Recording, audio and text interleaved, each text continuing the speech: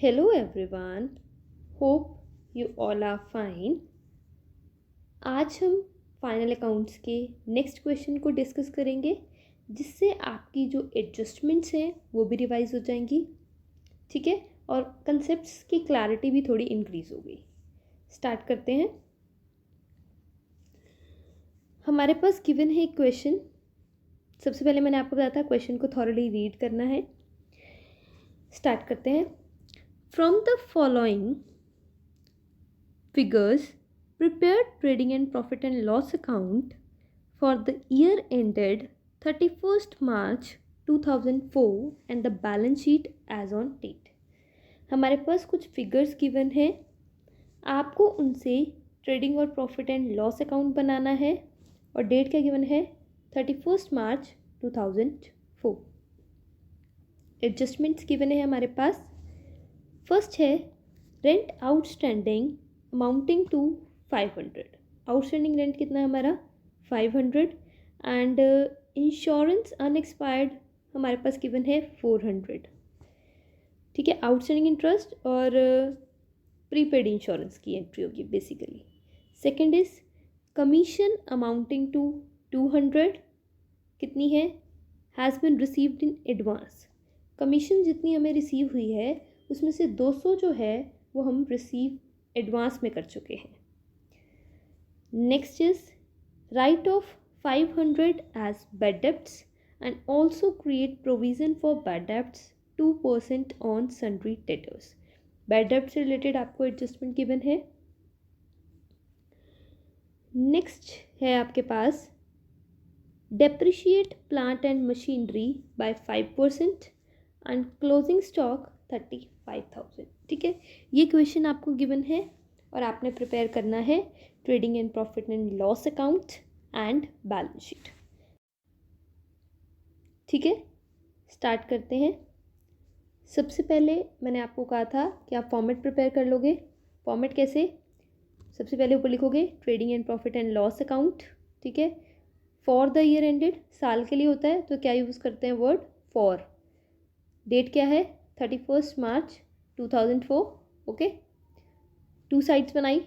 बच्चे फॉर्मेट आपने properly follow करना है। डेबिट क्रेडिट, ठीक है, particulars amount. Then balance sheet का फॉर्मेट बना लो।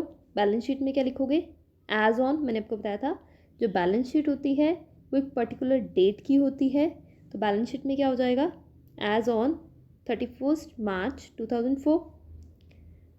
2 साइड, लाइबिलिटी साइड आ जाएगी और एसेट साइड। क्लियर है। अब क्वेश्चन को स्टार्ट करते हैं। सबसे पहले हम एडजस्टमेंट्स को सॉर्ट आउट कर देंगे। फर्स्ट है एडजस्टमेंट है हमारे पास रेंट आउटस्टैंडिंग अमाउंट्स टू 500। हमारे पास आउटस्टैंडिंग रेंट कितना है 500। अब देखो पहले रेंट गिवन है हमारे पास कोई, यस, रेंट एंड इंश्योरेंस कितना है 3000 और ये क्या कह रहा है आउटस्टैंडिंग रेंट कितना है 500। मतलब ये रेंट इसी साल का बनता था बट आपने पे नहीं किया, ठीक है। मतलब आपको इसमें क्या करना पड़ेगा, इसको ऐड। और दूसरा क्या है इंश्योरेंस अनएक्सपायर्ड। हमारे पास एक इंश्योरेंस है 400 का जो अनएक्सपायर्ड है, मतलब जिसका पे करने का भी टाइम नहीं आया बट आपने उसको पहले ही पे कर दिया, यानी वो इस साल से रिलेटेड नहीं है, तो अब इस 3000 में से उसको निकाल लो, ओके। अब अगर आउटस्टैंडिंग रेंट की बात करें तो रेंट्स एंड इंश्योरेंस में से इसी बार का है, तो आप क्या करोगे, रेंट एंड इंश्योरेंस में 3000 में क्या ऐड कर दोगे, रेंट आउटस्टैंडिंग, ठीक है। क्या हो जाएगा, to rent and insurance 3000 add outstanding rent. एक तो यहाँ ऐड हो गया और दूसरा ये अब आपकी लाइबिलिटी है। एडजस्टमेंट में गिवन है ना, दो आपके 2 इम्पैक्ट्स होंगे, तो कहाँ आ जाएगा, एक आउटस्टैंडिंग रेंट 500, ओके। दूसरा है हमारे पास इंश्योरेंस अनएक्सपायर्ड। अब अनएक्सपायर्ड इंश्योरेंस है, इस साल से रिलेटेड नहीं है तो लेस करना पड़ेगा। अब रेंट और इंश्योरेंस इकट्ठे गिवन है तो इसमें से ही हम लेस कर देंगे, तो जो अमाउंट आया हमारा अब इसमें हम लेस कर देंगे प्रीपेड इंश्योरेंस 3100। और प्रीपेड इंश्योरेंस क्या होती है हमारी, एसेट होती है, तो बैलेंस शीट में एसेट साइड क्या लिख दोगे आप, प्रीपेड इंश्योरेंस। कितनी है 400। क्लियर है बच्चे, कितना आ गया 400।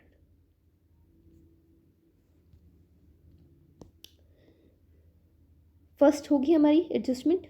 सेकंड है commission amounting to 200 has been received in advance. Commission जो है वो 200 हमने एडवांस में रिसीव कर ली है। सबसे पहले अब कमीशन देखो कितनी गिवन है हमारे पास। जो आइटम्स गिवन है उसमें हमारे पास कमीशन गिवन है क्रेडिट कितनी 1000। अब कमीशन है 1000, उसमें से 200 जो है वो एडवांस है, यानी इस साल से रिलेटेड नहीं है। तो क्या करोगे, ये कमीशन क्रेडिट है मतलब इनकम है आपकी, तो कौन सी साइड आ जाएगी, क्रेडिट साइड। और उसमें से आप क्या करोगे, ये 200 को लेस कर दोगे एक तो, ठीक है। बाय कमीशन 10,000 लेस 200, एक ट्रीटमेंट हो गया। दूसरा ट्रीटमेंट क्या होगा, एडवांस में रिसीव किया है तो हम इसे क्या मानते हैं, अपनी लायबिलिटी, बिकॉज हमने पहले ही रिसीव कर लिया है, अभी हमने इससे रिलेटेड ऑब्लिगेशन पूरी करनी है। तो क्या होगा, कमीशन रिसीव्ड इन एडवांस या फिर अनअर्नड कमीशन, जिसको अभी हमने अर्न नहीं किया, जिससे रिलेटेड ऑब्लिगेशन अभी पूरी नहीं की, तो वो दिखा दोगे 200। ओके, 200 आ गया हमारे पास। Next done.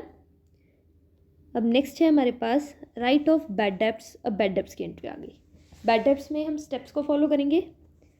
फर्स्ट है हमारे पास, फर्स्ट स्टेप क्या है, सबसे पहले ट्रायल बैलेंस में फाइंड आउट करो बैड डेब्ट्स को। बैड डेब्ट्स गिवन है, यस, कितने 700। ओके, सबसे पहले आपके लिख दोगे 2 बैड डेब्ट्स 700। ट्रायल बैलेंस में गिवन है, सिर्फ एक ही ट्रीटमेंट होगा, डन। सेकेंड स्टेप देखो, फर्दर बैड डेब्ट्स गिवन है, yes, further bad debts given है। फर्दर बैड डेब्ट्स मतलब वो बैड डेब्ट्स जो आपको ट्रायल बैलेंस बंद करने के बाद पता लगे, यानी जो एडजस्टमेंट्स में गिवन है। एडजस्टमेंट में गिवन है बैड डेब्ट्स 500। तो फर्दर बैड डेब्ट्स का हम क्या करते हैं, एक तो हम उसे ऐड कर देंगे बैड डेब्ट्स में, बिकॉज अब इस बैड डेब्ट्स के साथ साथ 700 के साथ साथ 500 का भी नुकसान हो गया, ठीक है।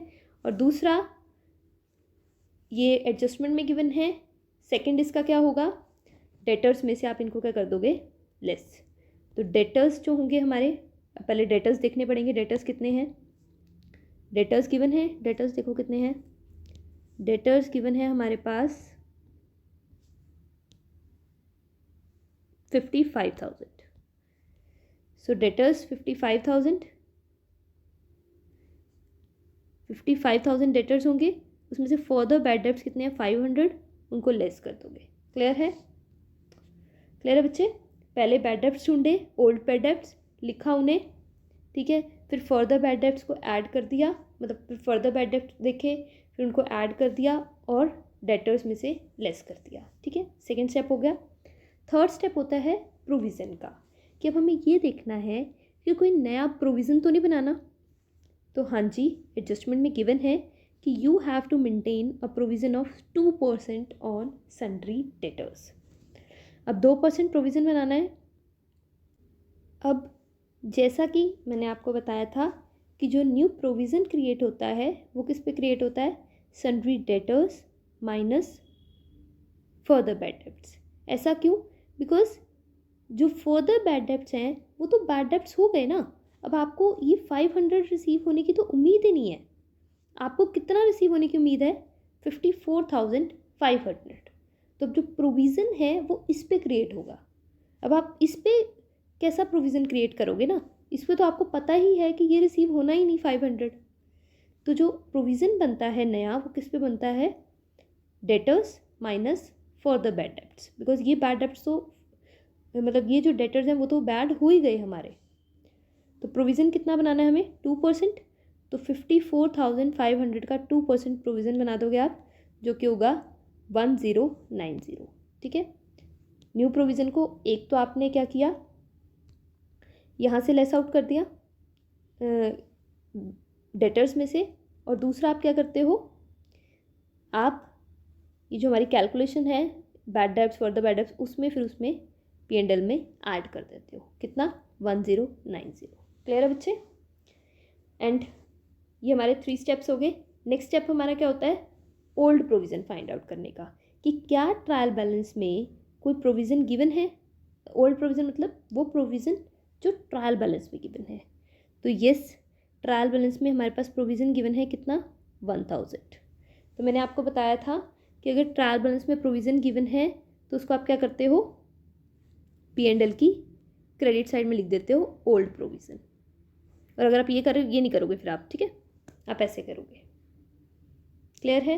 ये एक मेथड होता है, और जैसे बुक में किया हुआ है आप वैसे भी कर सकते हो। इसमें से लेस करना, देखो बात वही है, यहाँ दिखाना या फिर लेस करना, बट ये है ना कि अगर ओल्ड प्रोविज़न ज़्यादा हो गया तब दिक्कत है। क्लियर है? तो इसलिए अगर आप ये मेथड फॉलो कर रहे हो तो आपको पहले नोट्स में इसको फाइंड आउट करना पड़ेगा कि कहीं इन अमाउंट से ओल्ड प्रोविज़न ज़्यादा तो नहीं है। अगर ज़्यादा है तो हमारे पास एक्सेस में अमाउंट है, तो हम P&L में ट्रांसफ़र करना पड़ेगा, तो वो क्रेडिट साइड आएगा। ठीक है? या फिर इस झमेले से बच जाओ और इसको छोड़ो, यहाँ पे बस ये दिखाओ और यहाँ पे ओल्ड प्रोविज़न दिखा दो। ठीक है? ये भी बिल्कुल ठीक है। क्लियर है? नेक्स्ट एडजस्टमेंट देखते हैं अब। नेक्स्ट है हमारे पास depreciation on plant and machinery by 5%। 5% depreciation लगाना है। डेप्रिशिएशन एक तो लॉस है, P&L की डेबिट साइड आ जाएगा, और दूसरा एसेट की वैल्यू रिड्यूस हो रही है तो प्लांट एंड मशीनरी में से रिड्यूस हो जाएगा 5%। अब देखते हैं प्लांट एंड मशीनरी कितनी गिवन है। प्लांट एंड मशीनरी हमारे पास गिवन है 85,000। ठीक है? अब 85,000 पे आपको कितना क्रिएट करना है? 5%। 80,000 इसका 5% कितना हो जाएगा? 4250। तो एक तो ये आ जाएगा P&L की डेबिट साइड में, और दूसरा एसेट साइड में जब प्लांट एंड मशीनरी लिखोगे उसमें से इसको लेस कर दोगे, बिकॉज अब प्लांट एंड मशीनरी की जो वैल्यू है वो क्या हो गई है? रिड्यूस। क्लियर है? नेक्स्ट है हमारे पास closing stock was 35,000। Closing stock कितना है हमारे पास? 35,000। तो क्लोजिंग स्टॉक का क्या करते हो? एक तो ट्रेडिंग काउंट की क्रेडिट साइड में, ठीक है, और दूसरा क्या करते हैं हम? एसेट है हमारी, अब नेक्स्ट ईयर यूज़ करेंगे, तो क्या करेंगे? बैलेंस शीट में asset side closing stock adjustment होगी। अब जो ट्रायल बैलेंस की बाकी आइटम्स हैं उन्हें trading and profit and loss account और बैलेंस शीट में ट्रांसफ़र करेंगे। सो 1 बाय 1 ट्रांसफ़र करते हैं।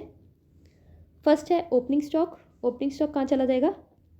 ट्रेडिंग काउंट की debit side. Opening stock 50,000। Okay. Next है परचेजेस।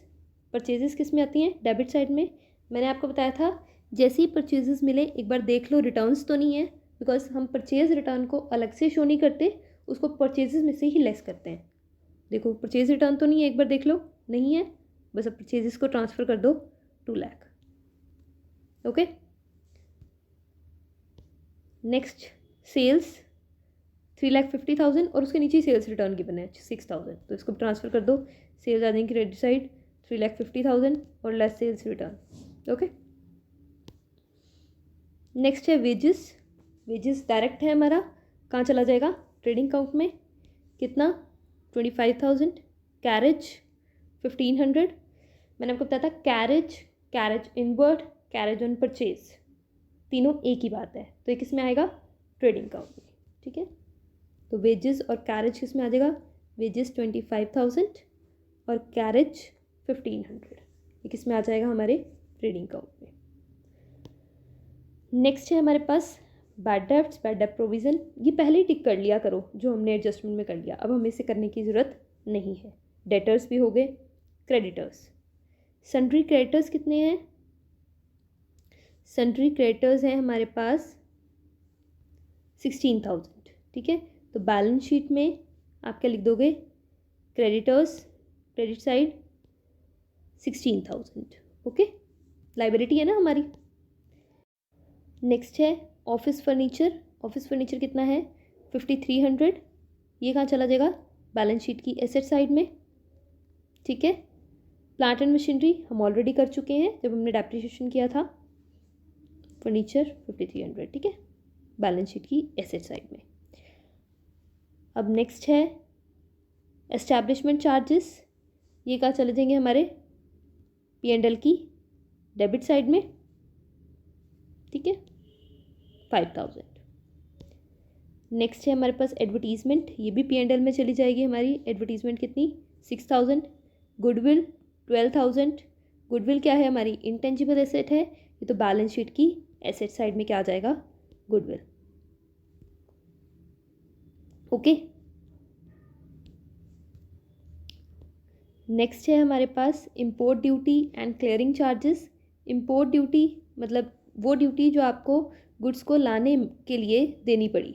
मतलब इंपोर्ट ड्यूटी दिए बगैर तो आप गुड्स को इंपोर्ट कर ही नहीं सकते ना, मतलब आपके बिजनेस से गुड्स आ ही नहीं सकती, तो एक डायरेक्ट एक्सपेंस है, तो कहाँ आएगा, ट्रेडिंग अकाउंट में। कितना 5000। ट्रेडिंग अकाउंट में 5000 import duty and clearing charges. Next is commission कर चुके हैं। कैपिटल 1,41,500 कैपिटल लिख दोगे। ठीक है, 1 सेकेंड, ठीक है, कैपिटल 1,41,500। पर्सनल एक्सपेंसेस यानी ड्राइंग्स, तो ड्राइंग्स क्या करते हैं हम कैपिटल में से लेस कर देते हैं। ड्राइंग्स जो हैं वो कैपिटल में से लेस हो जाएंगी 16,000। Next investment. इन्वेस्टमेंट क्या है हमारी एसेट है, तो बैलेंस शीट की एसेट साइड। नेक्स्ट कैश, ये भी हमारी एसेट है। रेंट एंड इंश्योरेंस हम कर चुके हैं। इन्वेस्टमेंट और कैश जो है वो आप ट्रांसफ़र कर दोगे किस में, बैलेंस शीट की एसेट साइड में, इन्वेस्टमेंट और कैश। ओके, ठीक है, अब हमने कर लिया। अब हमें क्या करना है, बैलेंस करना है सबको। सबसे पहले ट्रेडिंग अकाउंट को बैलेंस करेंगे। क्रेडिट साइड का टोटल करो, डेबिट साइड का टोटल करो। अगर क्रेडिट साइड ज़्यादा है, डेबिट साइड कम है, यानी इनकम साइड ज़्यादा है, एक्सपेंस साइड कम है, तो क्या हो जाएगा, प्रॉफिट। तो अब ट्रेडिंग अकाउंट के केस में हमारा प्रॉफिट आ रहा है कितना, 97,500। मैंने आपको बताया था कि जो ट्रेडिंग अकाउंट का हमारा प्रॉफिट होता है वो बेस होता है P&L के लिए, तो अब इसको ट्रांसफ़र कर दो इधर। ओके, फिर इसको बैलेंस करो, यहाँ का टोटल करो, डेबिट साइड का और क्रेडिट साइड का। इनकम्स ज़्यादा हैं, एक्सपेंसेस कम हैं, तो क्या आ जाएगा, प्रॉफिट। प्रॉफिट कितना आ गया, 78,660। ओके, बिकॉज आपको पता है ना, जैसे मैंने बहुत बार बताया कि डेबिट साइड हमारी कौन सी होगी, एक्सपेंडिचर साइड, और क्रेडिट साइड कौन सी होगी, इनकम साइड। बिकॉज ये कौन सा हमारा अकाउंट है, मतलब जो हमारा अकाउंट है वो किस टाइप का अकाउंट है, नॉमिनल अकाउंट, जो क्या रूल फॉलो करता है, debit all the expenses and losses and credit all the incomes and gains. और अब नेट प्रॉफिट निकल गया। अब ये नेट प्रॉफिट किसका है, ओनर का है, तो कैपिटल में इसको क्या कर दोगे, ऐड। क्लियर है बच्चे। सो आज हमने एक क्वेश्चन किया जिसमें हमने 5 एडजस्टमेंट्स को डिस्कस आउट किया। होप ये आपको क्लियर होगा। अब इससे रिलेटेड नेक्स्ट क्वेश्चन हम नेक्स्ट वीडियो में करेंगे। Thank you so much for your attention. Don't forget to like, subscribe and press the bell icon. Have a nice day.